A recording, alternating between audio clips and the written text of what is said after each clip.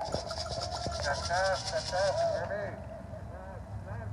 I'm so glad to be here with the Stop Shopping Choir. With my beautiful comrades from Live and Resist. And my friends from the DSA. To stand up against the white supremacy of the NYPD and the PBA. We know what policing in New York is and has been, at least for as long as I've lived here, that's 35 years. It is a story of violence visited upon communities of color, upon individuals of color, upon non-violent and peaceful protesters for no other reason than to exert power and authority. They are not here to protect us. They are not here to prevent crime. They are here to enforce the perquisites of the ruling class and of white supremacy's patriarchy.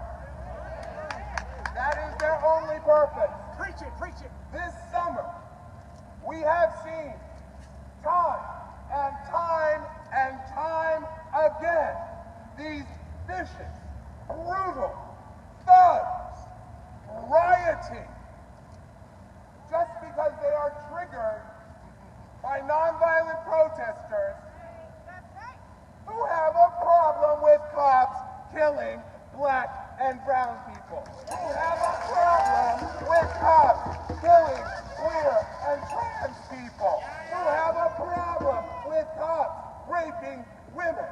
They don't like that we have a problem with violent, brutal, out-of-control cops stretching from sea to shining sea.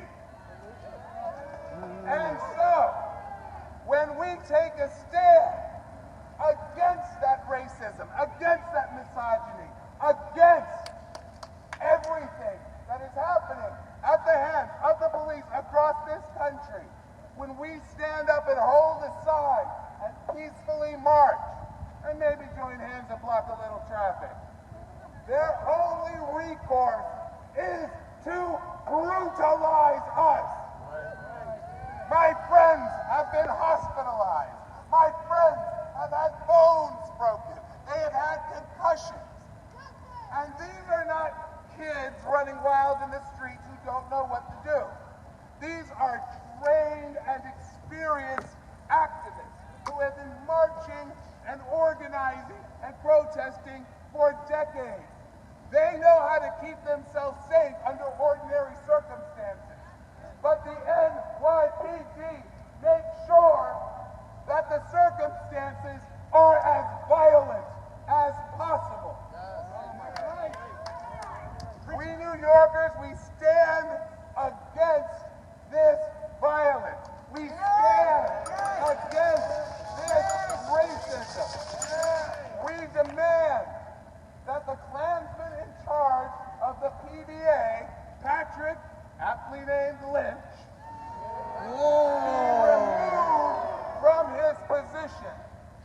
To the NYPD cops standing out here, we say to you, as long as you allow him to represent you, we're going to judge you by his words and actions.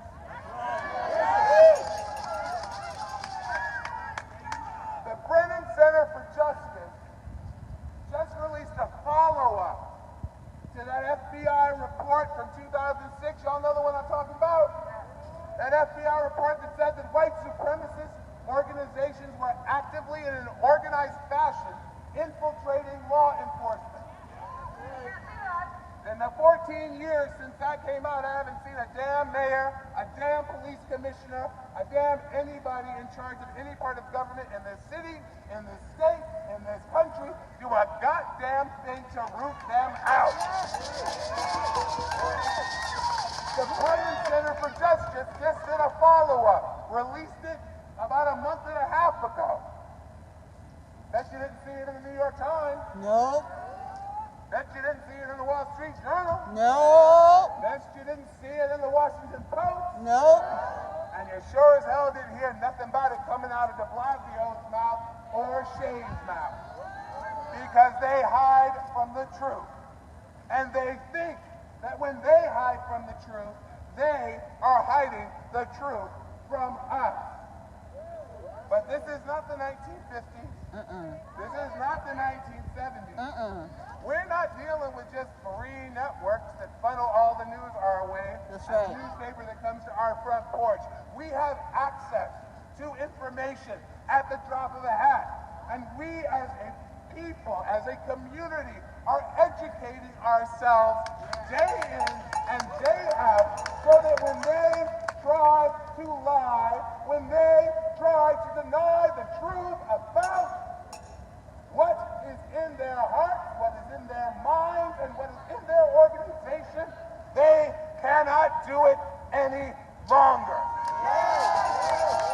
We are going to stand against them until they fall, and until we replace them with something that has something to do with justice.